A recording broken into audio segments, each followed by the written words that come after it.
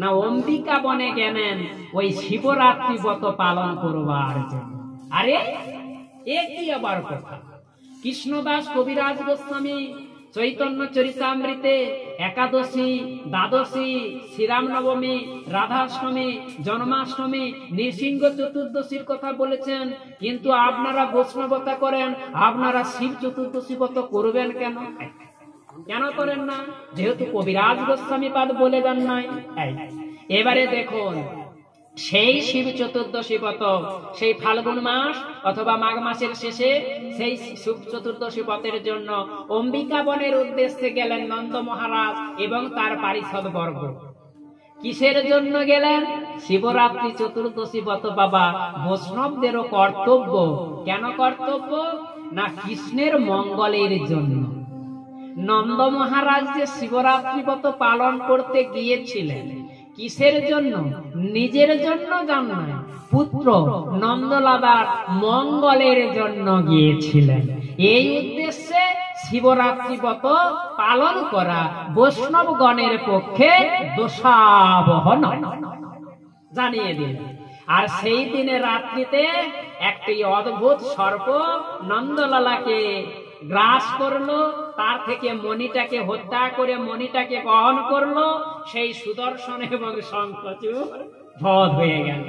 অতঃপর একটি সুন্দর লীলা করলেন, যেটি যতক্ষণ লীলা পর্যন্ত সমস্ত কিছু দেখেছেন, ব্রজলীলার আরেকটি অদ্ভুত লীলা, যে লীলাটা ইতিপূর্বে এত কিছু লীলা করেছেন রাধারানী কিন্তু দর্শন করেন হলো।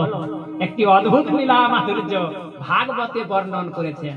এত বকাসুর পুতনা কালীয় নিগ্রহ দর্শন হলো বলে তার যে একনিষ্ঠ পৃষ্ঠ ভক্ত বলছেন কি সাক্ষাৎ ঋত্তেন সমস্ত শাস্ত্রে রুক্ত তথা ভাবত এব সদ্বে কিন্তু প্রভর্য। সুন্দর কথা যুক্ত করছেন বিশ্বনাথ চক্রবর্তী বা, কিন্তু কথাটা যুক্ত করে বললেন প্রভুর সব থেকে প্রিয়তম ভক্ত। তাহলে প্রভুর সব থেকে প্রিয়তম ভক্ত কে? দুর্গা, কালী, শিবপত্নী। তাহলে লক্ষ্মী ঠাকুরানী? বলে পরমধিপতি নারায়ণের বক্ষ বিলাসিনী। তাহলে কে? না বলছে সত্যভামা, রূপকেনী। না, তাহলে কে? কিন্তু খুব সুন্দর তত্ত্ব। কিন্তু প্রভর্য প্রিয় এবতস্য, প্রভুর সব থেকে প্রিয়তম ভক্তকে? না বিশুভনে রাজনন্দিনী শ্রীমতী রাধা ঠাকুরানী। শ্রী গুরুদাই গৌর কৃষ্ণ প্রেমানন্দে হরি বল হরি বল হরি বল। সেই বৃন্দাবনে ব্রজরাজ নন্দন এত কিছু লীলা করলেন, রাধারানী দর্শন করছেন না। রাধারানী একটি দর্শন করলেন, সেটা কে দর্শন করবেন? সমস্ত কিছু হয়ে গেল, একজন অসুর এসে গেল, যার নাম হচ্ছে অরিষ্টাসুর। লীলা বর্ণন করছেন বাবা। সেই অরিষ্টাসুর নিধন প্রসঙ্গে সুখদেব গোস্বামী পাদ সুন্দর বর্ণনা করছেন। এই অরিষ্টাসুর ভগবান শ্রীকৃষ্ণকে নষ্ট করে দেওয়ার জন্য বা হত্যা করে দেওয়ার জন্য তিনি বৃষভ, বৃষভ মানে বুঝতেই পাচ্ছেন, যেটাকে গোদা বাংলা আপনারা ষাঁড় বলেন, হ্যাঁ, গরু জাতীয় জীব, সেই রূপের আকার ধারণ করলেন। সে ভয়ঙ্কর রূপ বলে সেই বিশাল আকার যে অরিষ্টাসুর বিষবের আকার ধারণ করলেন, তার ওই যে কাঁধের ঝুঁটিকা দেখলেই বাচ্চা ছেলেরা কি করবে? ইচ্ছাপ করে বলবে। শুধু তাই নয়, ওই বিষাবাসুর অরিষ্টাসুর যে বিষবের আকার ধারণ করলো, তার যে গায়ের বর্ণটা না, ওই প্রচন্ড কালবৈশাখী যখন ঝড় হয়, বর্ষণমুখ মেঘ, তার মতন একবারে কালো বর্ণ।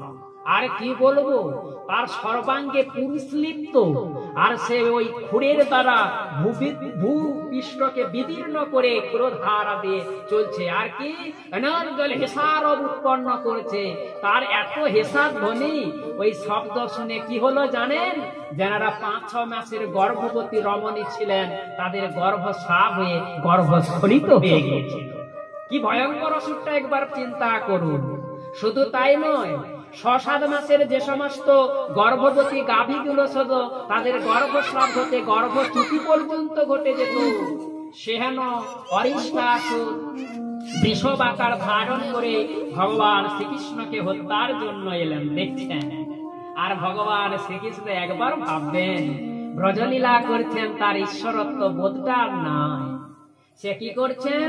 সেহেন ব্রজরাজ নন্দন শ্রীকৃষ্ণ এক সখার স্কন্ধে হাত রেখে ওই বৃষভাসুরকে বলছে, ও হে অরিষ্টাসুর বৃষভাসুর, আমাকে কি করবি? এত কিছু করলেও কিছু লাভ হবে না, আমাকে মারবার জন্য এসেছিস। এইবার বুঝতেই পাচ্ছেন, মানে তার যুদ্ধ করবার বাসনাটাকে বাড়িয়ে দেওয়ার জন্য নানা রকম বাক্য নিক্ষেপ করছেন। এবারে উভয়ের মধ্যে যুদ্ধ শুরু হলো। এবারে তার পা দুটোকে ধরে একবারে পিছন দিকে ছুঁড়ে তুলে দিল। এ ঠেলানাটো যাতন তেমন নয়, তিনি অচেতন প্রাপ্ত হয়ে গেলেন।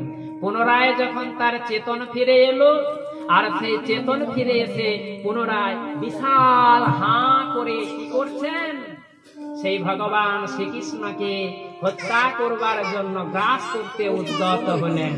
এবারে ভগবান শ্রীকৃষ্ণের লীলাটার কথা একবার ভাববেন।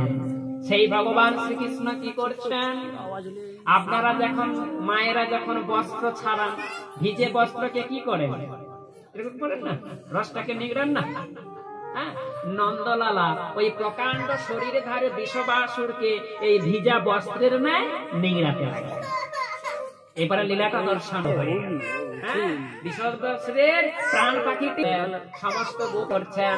আর এইবারে সেই নন্দলালা এবারে যেই উপনীত হলেন, গোপীগণ বলছেন, তুমি আমাদেরকে স্পর্শ করবে না। না বলছে, কি ব্যাপার, কেন স্পর্শ করবো না? কেন? তুমি অরিষ্টাসুরকে বধ করেছো। আরে বাবা, অরিষ্টাসুর বধ করেছে তো ভালো কথা, সে তো অসুর। অসুর বধে তো কোনো অপরাধ হয় না, কেন তুমি আমাদেরকে স্পর্শ করতে নিষেধ করছো? শোনো কৃষ্ণ, অরিষ্টাসুর অসুর হলেও কি হবে, ও বিষের আকার ধারণ করেছে, অতএব তোমার গো হত্যা পাপ হয়েছে, অতএব এই জন্য তুমি আমাদেরকে স্পর্শ করবে না, যে পর্যন্ত না গো হত্যা পাপ থেকে নিষ্কৃতি লাভ করছো।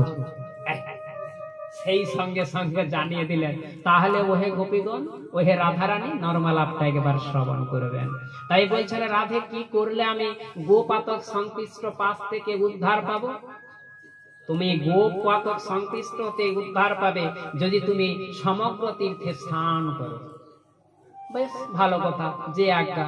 এই বলে নন্দলালা ভগবান শ্রীকৃষ্ণ, আমি তাহলে সমগ্র তীর্থ পর্যটন করে সমগ্র তীর্থ স্নান করবার জন্য যাই। রাধে রাধারানী বলছেন, ওহে লম্পটের শিরোমণি, ওহে চতুর শিরোমণি, ওহে নন্দলালা, আমরা বুঝি বোকা। আপনি সমগ্র তীর্থ পরিভ্রমণ করবেন আর সমগ্র তীর্থে স্নান করবেন কিনা আমরা দেখে বসে আছি। কি সুন্দর সিদ্ধান্ত। অতএব আমাদের নয়ন সমক্ষে সমগ্র তীর্থে স্নান করে আমাদেরকে দেখিয়ে দিতে হবে। সেই প্রতীতিতে তার জনমাত। এই বলে সমগ্র তীর্থগণকে আবাহন করলেন।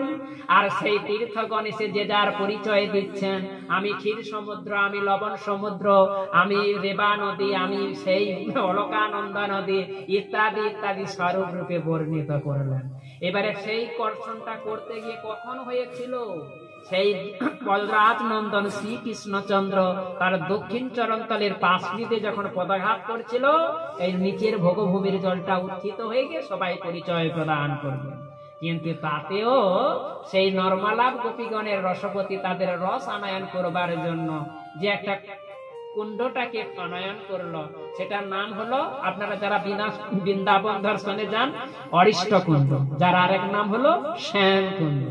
নর্মালাভ করছেন রাধারানী, বলে শোনো, বলে কৃষ্ণ যেমন বাঁকা, তিন ঠাঁই তিন বাঁকা, ত্রিবিক্রম মূর্তিধারী, বলে শ্যাম কুণ্ডটাও দেখো সেমন কেমন বাঁকা। হ্যাঁ, নর্মালাভ করছে, রসালাভ করছে। আর কি বলবো, ও গো হত্যা পাপ করেছে।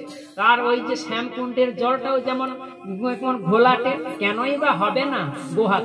এসো ওহে রাধারানী, তোমরা সবাই এসে, আমি তো পবিত্র হলাম, তোমরাও সবাই এসো। কে?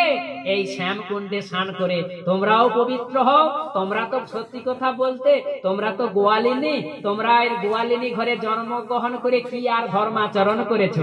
ওই স্বামীর সেবা, স্ত্রী সেবা করতে করতেই তোমাদের জীবনটা চলে গেছে। এক কাজ করো, এই শ্যাম কুণ্ডে স্নান করে তোমরা নিজেরাও পবিত্র হও। তখন ব্রজরাজ নন্দন শ্রীকৃষ্ণচন্দ্রকে রাধারানী মাথা কারা, বলে ওই জলে আমরা স্নান করবো না, ওখানে গোপাতক সংশ্লিষ্ট হয়ে রয়েছে, আমরাও এক কুণ্ড খনন করবো। এই বলে সেহেন রাধারানী কি করলেন, হাতের কঙ্কন অর্থাৎ বালা দিয়ে অন্যান্য গোপীদের সাহচর্যে একটা চতুষ্কোণ সমন্বিত একটি কুণ্ড খনন করলেন, যার নাম হলো রাধা কুণ্ড। তাহলে আজ যে এই যে অরিষ্টাসুর বধ করলেন, এই অরিষ্টাসুরকে বধকে লক্ষ্য করে আমরা কি বস্তু লাভ করলাম? জগতের জীবটি পেত, এটা বিশ্বনাথ চক্রবর্তী পাদ জানিয়ে যাচ্ছেন। তো সেই বলছেন, শোনো, এক কাজ করো, ওহে রাধে, তোমার ওই কুণ্ডে এই শ্যামকুণ্ডের জলটা নিয়ে যাও। না না, শ্যামকুণ্ডের জল নেবো না, ওটা গোপাতর সংশ্লিষ্ট হয়েছে, আমরা ওই জল কি দিয়ে অন্যান্য গোপীদেরকে সঙ্গে নিয়ে ওই মানস গঙ্গা থেকে কুম্ভ করে জল এনে পূর্ণ করলেন। নর্মা লাভ করছেন রাধারানী গোপীদের সঙ্গে। দেখো আমাদের এই রাধা কুণ্ডের জলটা কত সুন্দর, স্বচ্ছ, পরিষ্কার, নির্মল। বাবা, নির্মল কৃষ্ণ প্রেম না হলে তো হরি ভজন হয় না। বলে গাও গাও কোন গৌরাঙ্গের গোল, এত কিছু রাস্তা দিলেন, দাদা সঙ্গে দিলগান্নি করছেন, গলায় তুলসীর মালা ধারণ করছেন, এগুলো অবশ্য করতে হবে, কিন্তু বলছেন এত কিছু করার পর বাবা মনটা যদি সরল না হয় তাহলে কি হলো? তাই নয়নানন্দ ঠাকুর কি বললেন? গাও গাও পুন গৌরাঙ্গের গোল, সরল করে মন। তাই নির্মল বিশুদ্ধ না হলে হয় না। তার মানে এখানে ভেবে নেবেন, আপনারা ভেবে নেবেন না তাহলে গলায় তুলসী মালা রাখার দরকার নাই, অবশ্যই করতে হবে, তিলক সেবা করতে হবে, এগুলো বাদ দিয়ে হবে না।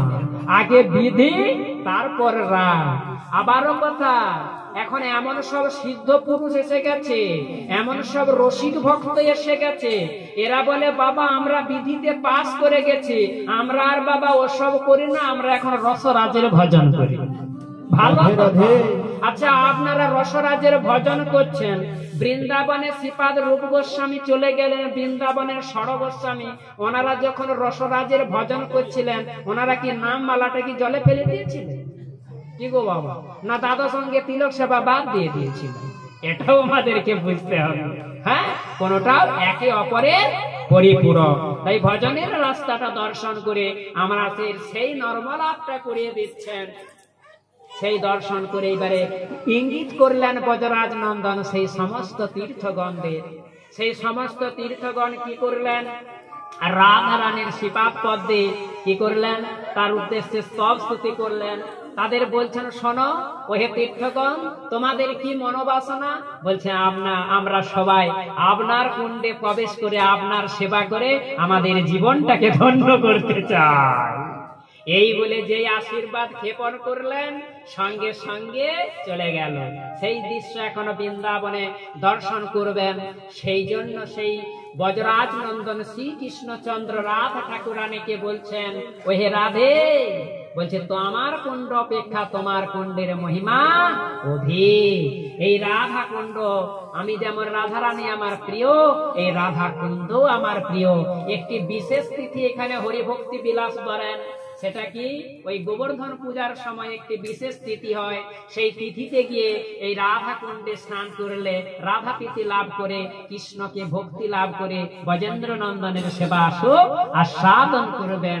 এহেন শ্যামকুণ্ড রাধা কুণ্ড কোথায় পেলাম? অরিষ্টাসুরকে বধ উপলক্ষে। বাবার বেশিটা যেতে পারবো না, 2 বেলা পাঠ হচ্ছে, আপনারা কৃপা করে শক্তি দিয়েছেন বলেছে, এই দিয়ে আজকের মতো আমি বাবা এখানে হরিকথার বিশ্রাম লাগলাম। শ্রী গুরু নিতাই গৌর প্রেমানন্দে। হরি বল, হরি বল, হরি বল।